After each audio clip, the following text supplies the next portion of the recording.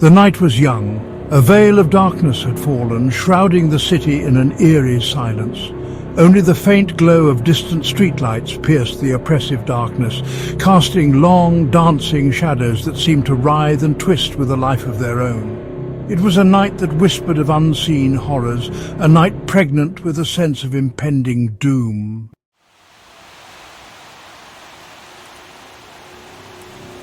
Unbeknownst to the city slumbering beneath a sky holding its breath, a storm was brewing. A sinister presence was about to make itself known, shattering the deceptive calm. The streets, usually bustling with life, stood empty, the silence only broken by the distant hum of traffic on the highway. In a dimly lit apartment overlooking the city, a man sat alone. His fingers drummed nervously on the armrest of the chair, a telltale sign of his unease.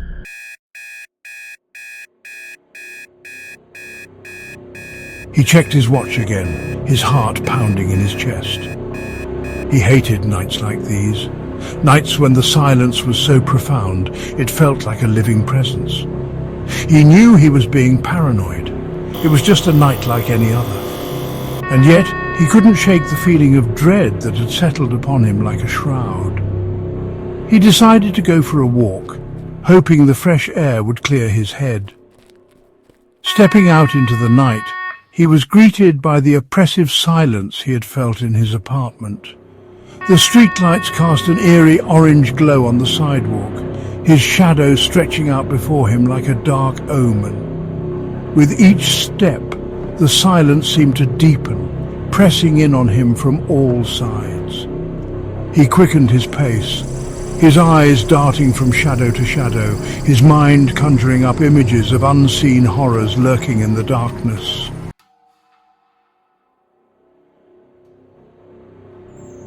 He tried to focus on the familiar sights and sounds of his neighborhood, the comforting routine of his nightly walk, the rhythmic click of his shoes on the pavement, the distant barking of a dog, the faint scent of jasmine from a nearby garden. All these sensations were meant to ground him, to reassure him that he was safe.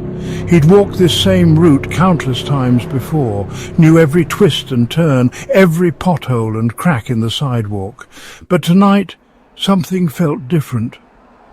The familiar felt strange, the comforting details now imbued with a sense of unease.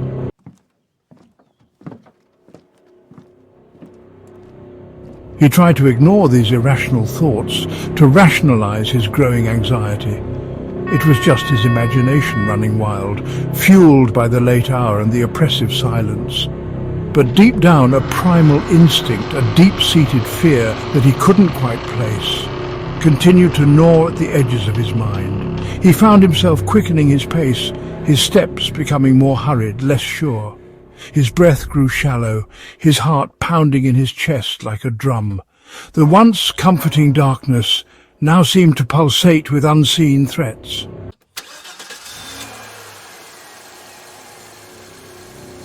As he rounded a bend in the road, his heart skipped a beat. In the distance, illuminated by the flickering light of a streetlight, he saw a figure standing motionless. It wasn't the figure itself that alarmed him, but its stillness, its uncanny immobility that sent a shiver down his spine. He slowed his pace, his eyes trying to focus on the distant silhouette. It appeared to be a man, tall and slender, dressed in what looked like a long coat. But something about the way he stood, the unnatural angle of his head, the way his body seemed to contort slightly, filled him with a sense of unease. He hesitated for a moment, unsure whether to continue or turn back. His mind raced, trying to rationalize the situation.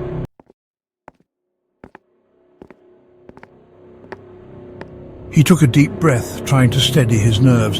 He told himself to stop being so paranoid, that there was a perfectly logical explanation for everything. It was just a man, after all. What was the worst that could happen? He continued walking, his pace slow and deliberate, his eyes fixed on the figure in the distance. As he drew closer, the details of the man's appearance began to come into focus. He was indeed tall and slender, his frame almost skeletal in its thinness. He wore a long dark coat that reached almost to his ankles and a wide-brimmed hat that obscured his face in shadow. Despite his attempts to rationalize the situation, the man couldn't shake off the feeling of dread that was growing inside him.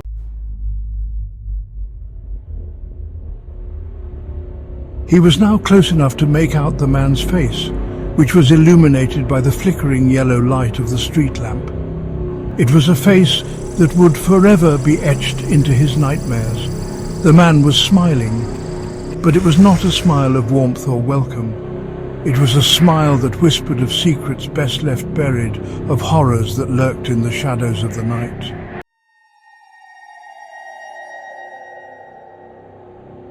For a moment the man was paralyzed with fear. His breath caught in his throat, his feet rooted to the spot.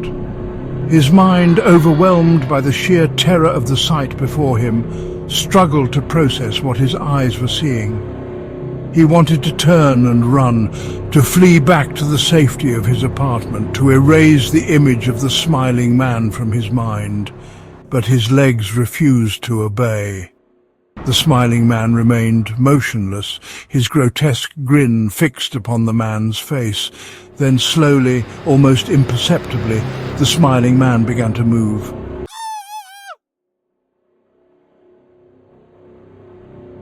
Panic surged through the man's body, shattering the paralysis that had gripped him. He turned and ran, his heart pounding in his chest like a drum, his breath coming in ragged gasps. The image of the smiling man, his grotesque grin etched into his mind, spurred him on, fueling his desperate flight. He didn't dare look back, didn't want to know how close the smiling man was.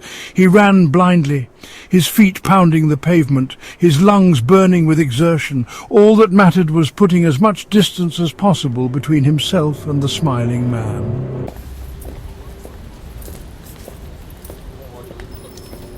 But even as he ran, he could hear the sound of footsteps behind him, slow and deliberate, keeping pace with his own frantic stride. The sound sent shivers down his spine, confirming his worst fears. The smiling man was following him. He risked a glance over his shoulder and wished he hadn't. The smiling man was closer now, his lanky frame moving with an unnatural grace, his long legs eating up the ground with each stride. The sight spurred the man on, squeezing every ounce of energy from his exhausted body. He had to find somewhere to hide, somewhere to escape the smiling man's terrifying pursuit.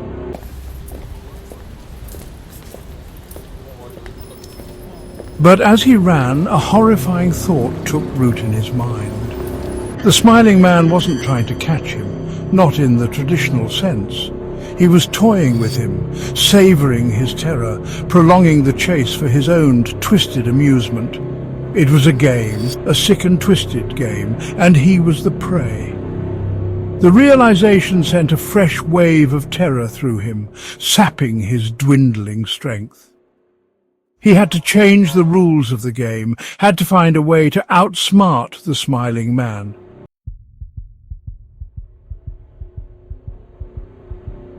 The man's breath hitched in his throat. He could see the outline of his apartment building in the distance, a beacon of familiarity in the nightmare that had engulfed him. Hope, fragile and fleeting, flickered in his chest. He pushed himself harder, his gaze fixed on the entrance to his building, his only thought to reach the sanctuary of his apartment, to put a locked door between himself and the smiling man.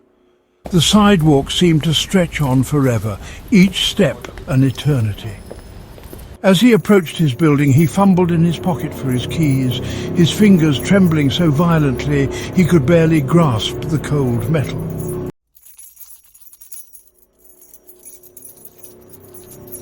Finally, his fingers closed around his keys. He stumbled towards the entrance of his building, his hand shaking as he inserted the key into the lock. The door swung open and he practically fell inside, slamming the door shut behind him with a resounding boom that echoed in the empty hallway. He leaned against the door, his chest heaving, his body racked with sobs of relief. He had made it. He was safe. The smiling man couldn't reach him here. He fumbled for the light switch, his hand trembling so violently he could barely make contact.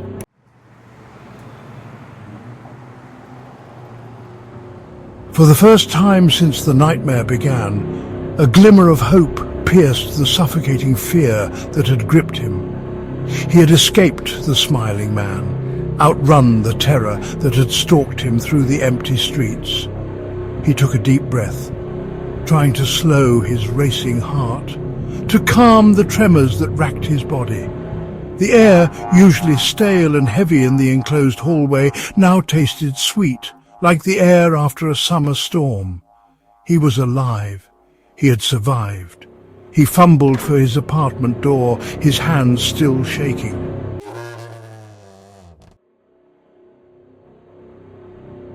He stepped inside his apartment, locking the door behind him with a sense of urgency he had never felt before. Every fibre of his being screamed at him to barricade himself inside, to create an impenetrable fortress against the horrors that lurked in the darkness outside. He leaned against the door, his breath coming in ragged gasps, his body still trembling from the adrenaline coursing through his veins. He had escaped the smiling man, at least for now, but the terror of the encounter, the sheer primal fear that had gripped him, lingered in the air, a suffocating presence he couldn't shake off. He knew with a certainty that chilled him to the bone that the smiling man was still out there, somewhere in the labyrinthine streets of the city, his grotesque grin a haunting reminder of the darkness that lay hidden beneath the veneer of civilization.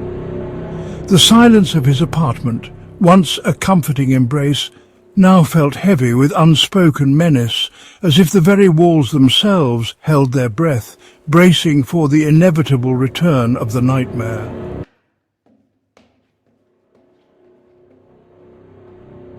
He moved through his apartment with a caution that bordered on paranoia, his senses on high alert, his mind replaying every terrifying detail of the encounter. He checked the locks on his windows, his heart pounding in his chest with each click of the latch, as if the simple act of securing his apartment could keep the smiling man at bay. Exhaustion, both physical and mental, threatened to overwhelm him, but he couldn't allow himself to succumb. He had to stay vigilant, had to be prepared for, he knew, deep down, that the smiling man wouldn't be so easily deterred. The hours crept by, each tick of the clock a hammer blow to his frayed nerves. He tried to distract himself, to lose himself in the mindless chatter of the television. But the smiling man's grotesque grin lingered at the edge of his vision, a haunting spectre he couldn't escape. Then, just when he thought he could take no more, when his resolve began to crumble under the weight of his fear, he heard it, a sound that sent a chill down his spine, stopping his heart cold. A slow, deliberate knock on his apartment door.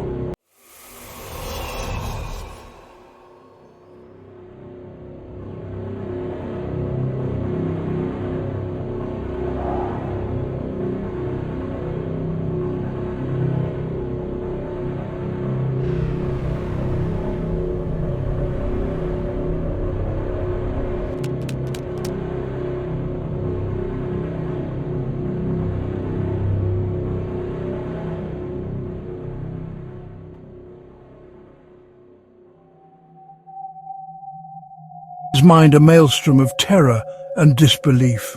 How had the smiling man found him? How had he breached the supposed safety of his apartment building, his locked door, the very walls that were meant to protect him?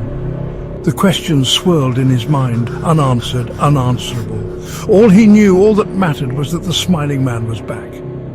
And this time, it seemed, there would be no escape. The knocking continued, more insistent now, each thud a blow to his sanity, a reminder that the nightmare was far from over. The man backed away from the door, his eyes wide with terror, his breath coming in shallow gasps. He was trapped, caught in a macabre game with a creature he didn't understand, a creature that seemed to exist solely to torment him. He had looked into the abyss, and the abyss had looked back, its gaze fixed upon him with an intensity that promised only darkness and despair.